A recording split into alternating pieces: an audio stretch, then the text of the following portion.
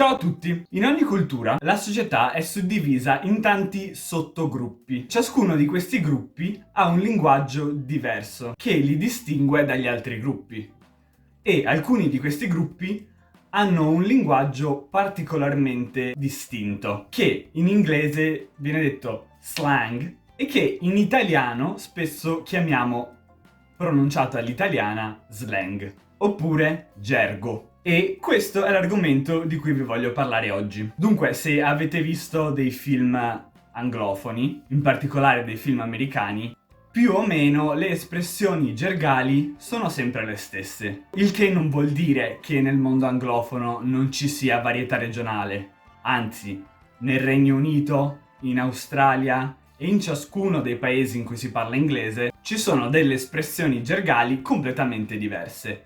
Tuttavia, per via forse dell'influenza dei media americani, c'è tutta una serie di espressioni gergali che sono capite universalmente in tutto il mondo anglofono. Quindi c'è una relativa uniformità per quanto riguarda il gergo, gli slang.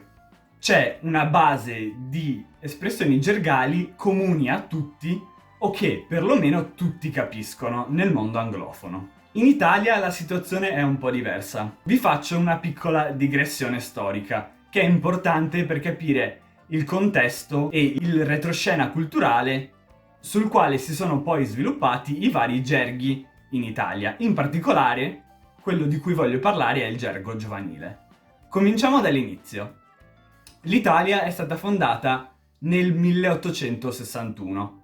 Certo, c'era sempre stata una certa identità nazionale in passato. Avevamo sempre percepito che c'era qualcosa che ci unificava, diciamo, dalle Alpi in giù, fino alla punta della Sicilia. Ma ufficialmente l'Italia è stata fondata nel 1861 e inizialmente, tra l'altro, non includeva ancora tutte le regioni che include adesso. Comunque, all'inizio, negli anni 60 dell'Ottocento, chiaramente l'istruzione obbligatoria e pubblica non era molto diffusa, quindi la gran parte della popolazione era analfabeta e non sapeva parlare italiano.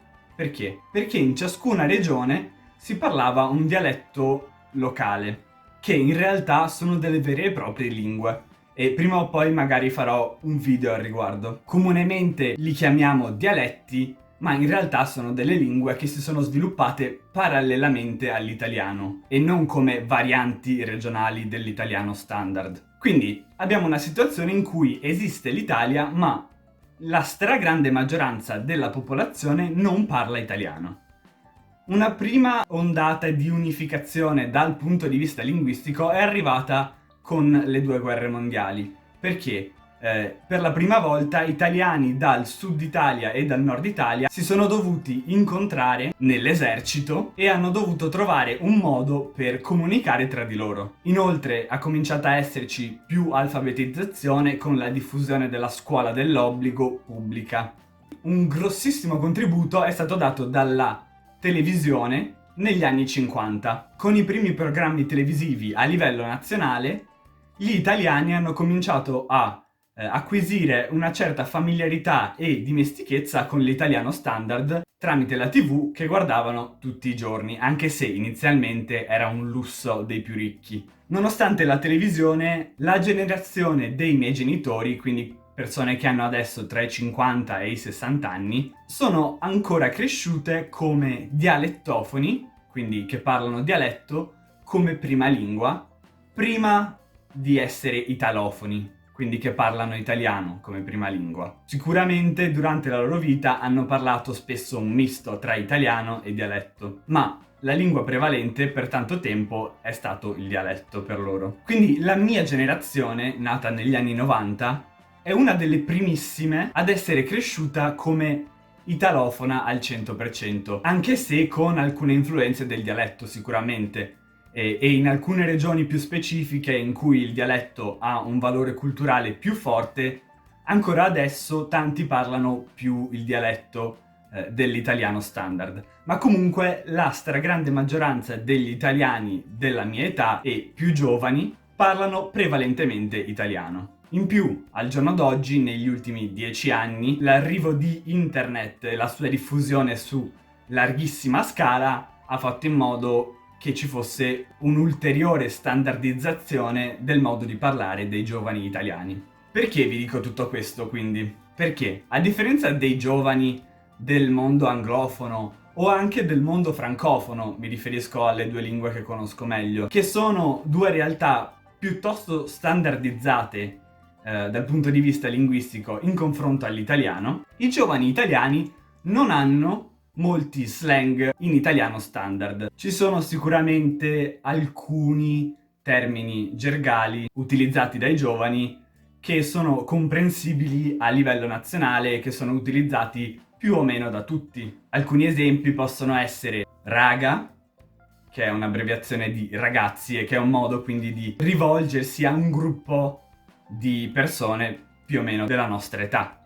C'è figo e figata, che sicuramente capiscono tutti, che indicano qualcosa di molto bello e emozionante. Più o meno corrispondono all'inglese cool. Forse l'unico modo che è comprensibile più o meno in tutta Italia, ma che non è utilizzato ancora in tutta Italia, per chiamare un proprio amico, per esempio come in inglese americano dude, oppure man, può essere zio oppure zia per un'amica. Poi a seconda delle regioni è pronunciato in modo diverso, zio, zia, o zi addirittura. Ma in linea di massima questo è l'unico che sia comprensibile a livello nazionale e neanche questo è utilizzato da tutti. Poi altri esempi che mi possono venire in mente sono parole come un botto o un casino, che corrispondono a un sacco, quindi tanto, molto. Oppure, perlomeno le persone della mia età,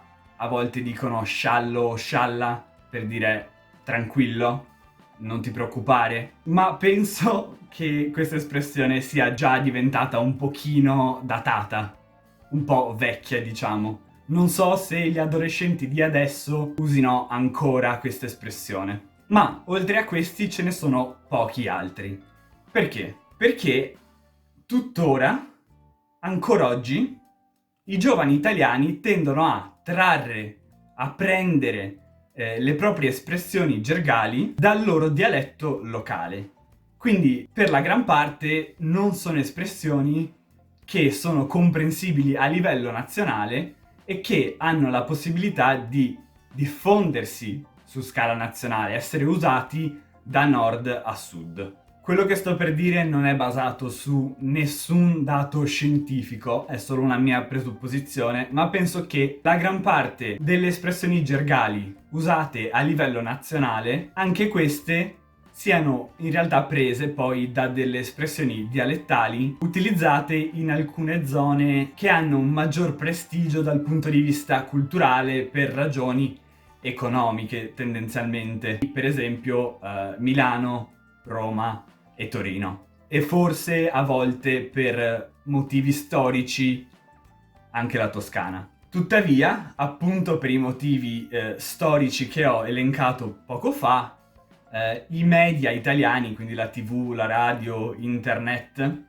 e il cinema, non hanno ancora avuto abbastanza tempo per riuscire a diffondere degli slang standard a livello nazionale. Anche questa è una mia osservazione personale, ma penso che le generazioni più giovani di me stiano cominciando ad avere un po' più di espressioni gergali pan-italiane, diciamo, quindi utilizzate e comprensibili su scala nazionale, da nord a sud, che tutti gli italiani di una certa età capiscono. Ma, appunto, è solo una mia supposizione basata sulle mie osservazioni del modo di parlare di amici e parenti più piccoli di 5 o 10 anni rispetto a me, che non sono necessariamente rappresentativi di tutta la popolazione adolescente italiana.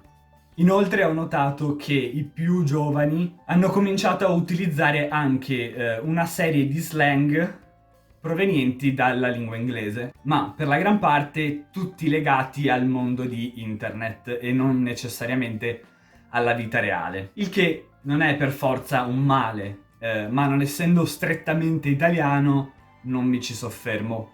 Quindi, per riassumere, l'Italia è un paese relativamente giovane e di conseguenza anche l'italiano come lingua viva è una lingua relativamente giovane. Quindi ci sarà bisogno di ancora un po' di tempo perché questa lingua si unifichi a livello nazionale, a tal punto da riuscire a formare delle espressioni gergali che siano comprensibili su tutto il territorio nazionale. Ma pian piano questo processo sta sicuramente cominciando a verificarsi, il che può essere un male forse perché si vanno a perdere delle particolarità locali, culturali e linguistiche, ma può essere anche una cosa bella che può rendere gli italiani più uniti tra di loro e più solidali da nord a sud.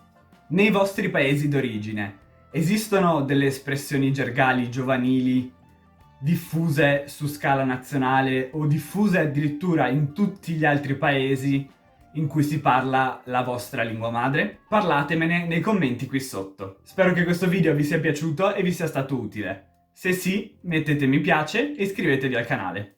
Ciao a tutti!